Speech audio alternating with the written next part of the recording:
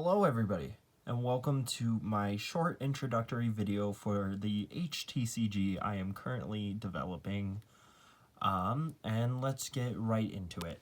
So for my idea on the TCG, we're going to have a 9-grid board, including building zones and unit zones, which are going to be placed on this, but for that, we're going to have terrain cards, which are going to be part of this.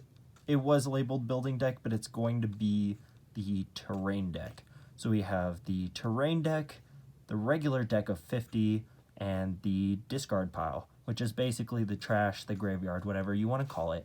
And we're also going to incorporate elements of card fight, buddy fight, because I really love that game and I just wanted to implement something from it because it also uses a very cool system of summoning and resource management.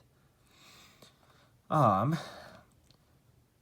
win, you just have to get your opponent's life to 0. And how to do that is by direct attacks. We're not going to be doing building was destroyed. That's only going to be for certain instances of effects. It's mostly going to be on direct damage.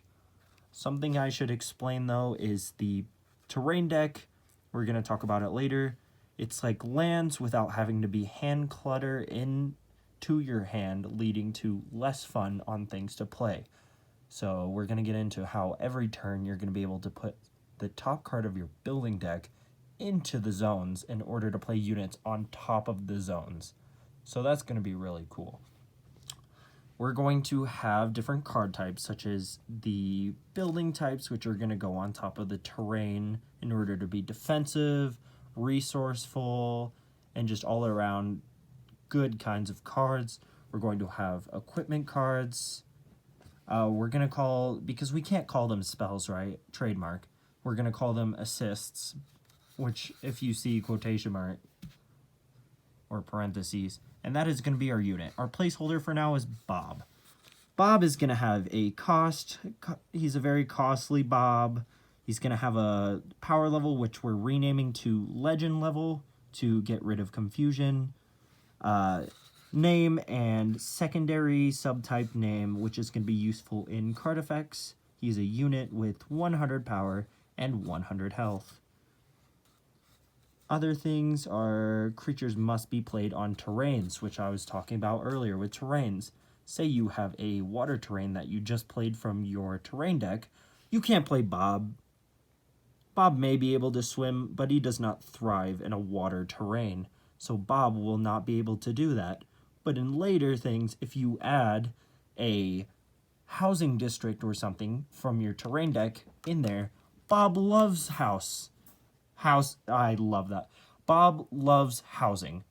Bob will love to be on the board on a housing terrain card. This section is going to introduce legend levels. It's, to sum it up, Pokemon. You know how Pokemon needs stages. This is going to be such like that. And you know how in Digimon you have to pay costs to Digivolve on top of other Digimon. It's going to be like that. So say Bob is already a 2 cost. You play Bob. Yeah, you.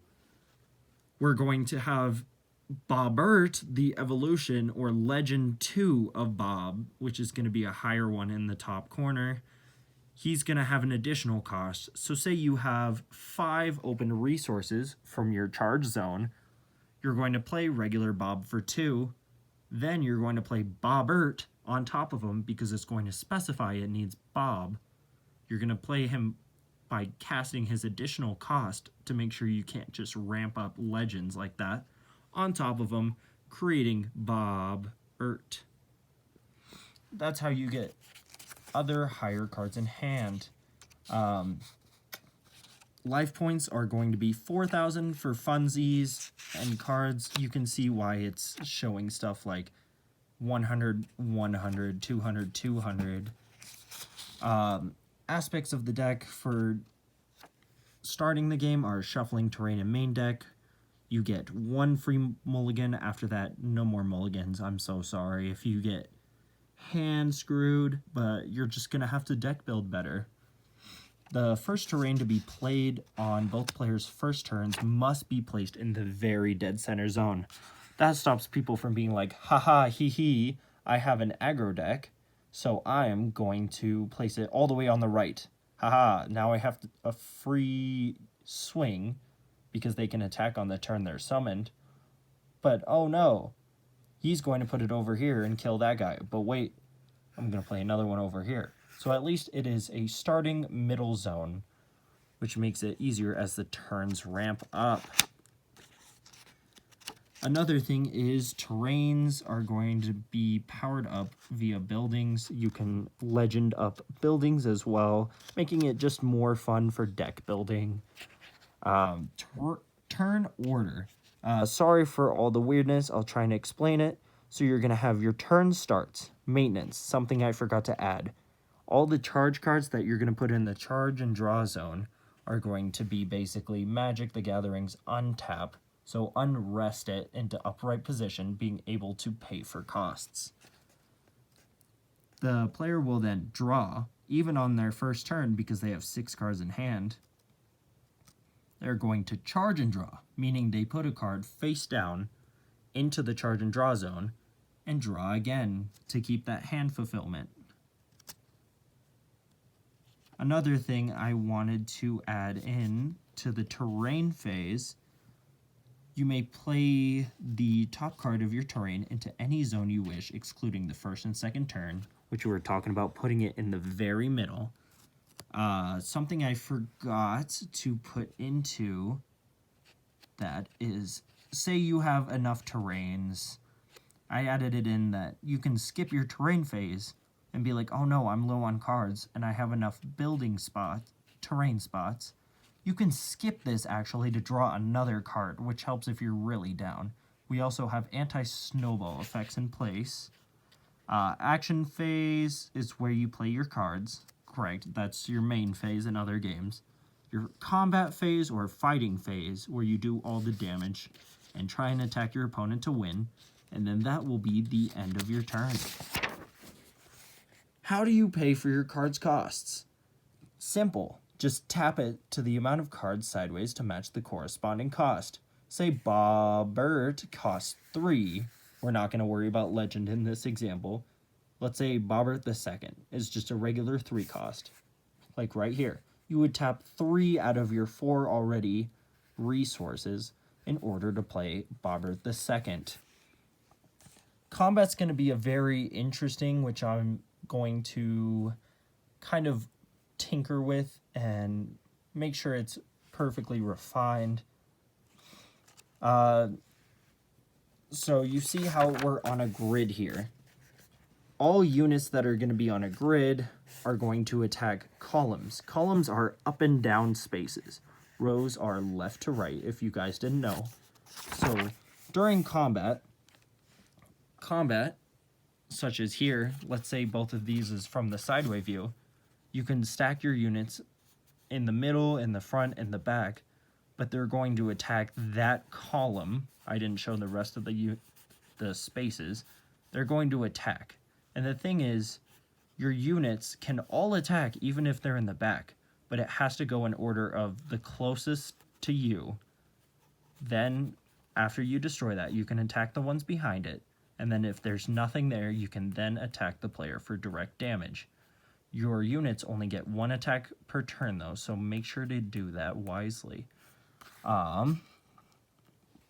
This is just simply explaining how, you have a 100 and a 100 health. You would attack it, it would be destroyed and going to the discard zone.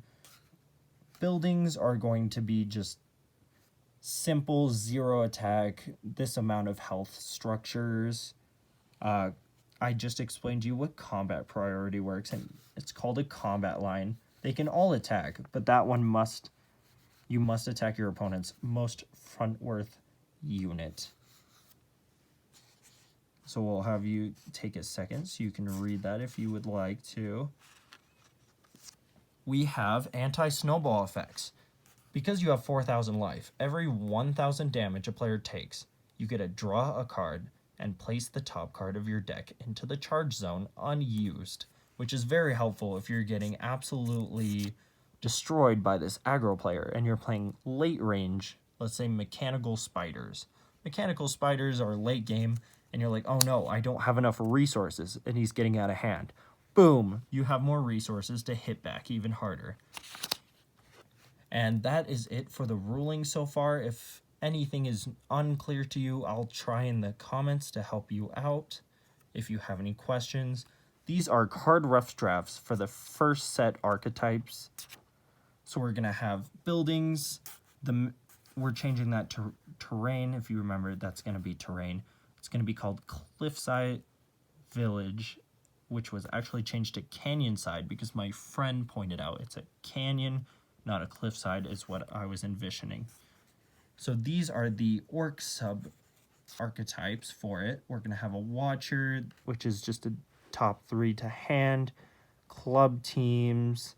We're going to have separate club team specialists. So you have little guys. This is going to be a more aggro heavy deck. But that is just a sneak peek. If you guys want, I'll make another video on the other page I have of way more for the orcs, maybe even some goblins and mechs. But that's if the viewers would like me to show the update progress on that. Thank you guys so much for watching this video. If you have any questions, please do let me know. You guys have a great day.